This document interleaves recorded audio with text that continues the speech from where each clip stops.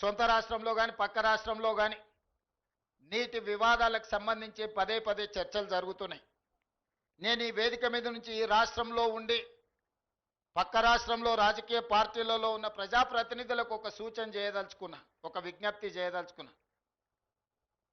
మీకు పంచాయతీలు కావాలన్నా నీళ్లు కావాలన్నా అని ఎవరైనా నన్ను అడిగితే తెలంగాణ రాష్ట్రానికి నీళ్లు కావాలని నేను కోరుకుంటా.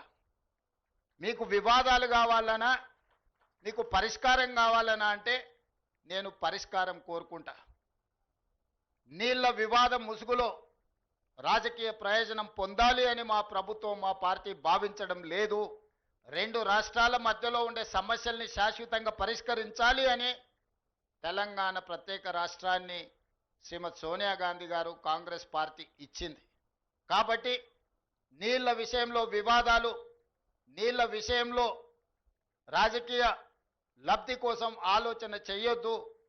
రాజకీయాలకు అతీతంగా మనం ఈరోజు ఆలోచన చేసుకొని పరిష్కరించుకోవాలి.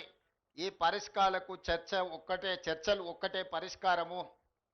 న్యాయస్థానాల దగ్గరనో ఇతరుల దగ్గర పోయి పంచాయతీ తెంచుకునే కంటే మనమే కూర్చొని మన సమస్యల్ని సామరస్యపూర్వకంగా పరిష్కరించుకోవాలనేదే మా విధానము. పక్క రాష్ట్ర ముఖ్యమంత్రి గారికి నేను విజ్ఞప్తి చేస్తున్నా, కృష్ణా నదిలో ఉన్న మా పాలమూరు రంగారెడ్డి ఎత్తిపోతలు కావచ్చు, మా కల్వకుర్తి లిఫ్ట్ ఇరిగేషన్ కావచ్చు, మా డిండి ప్రాజెక్టు కావచ్చు, మా ఎస్ఎల్బిసి భీమా నెట్టంపాడు ప్రాజెక్టులు కావచ్చు, ఉమ్మడి రాష్ట్రంలోనే మంజూరైన ప్రాజెక్టులు. వీటి అనుమతులకు మీరు అడ్డంకి పెట్టకండి. వీటి అనుమతులకు మాకు సహకరించండి. ఉమ్మడి రాష్ట్రంలో ఉన్నప్పుడే మంజూరైన ఈ ప్రాజెక్టులకు ఆంధ్రప్రదేశ్ రాష్ట్రం నుంచి అభ్యంతరాలు రావడం వల్ల ఎన్విరాన్మెంట్ క్లియరెన్సులు కానీ సిడబ్ల్యూసి క్లియరెన్సులు తెచ్చుకోవడంతో మాకు సమస్యగా మారింది.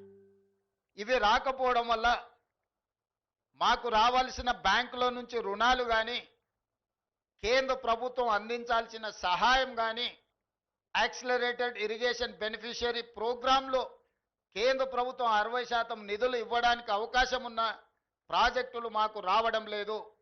దాంతో మాకు తీరని ఆర్థిక భారం మా రాష్ట్రం మీద పడుతుంది. ఇవన్నీ కూడా మీరు సహకరించండి. మీకేమైనా సమస్యలు ఉంటే కూడా మేము సానుకూలంగా ఆలోచన చేస్తాం.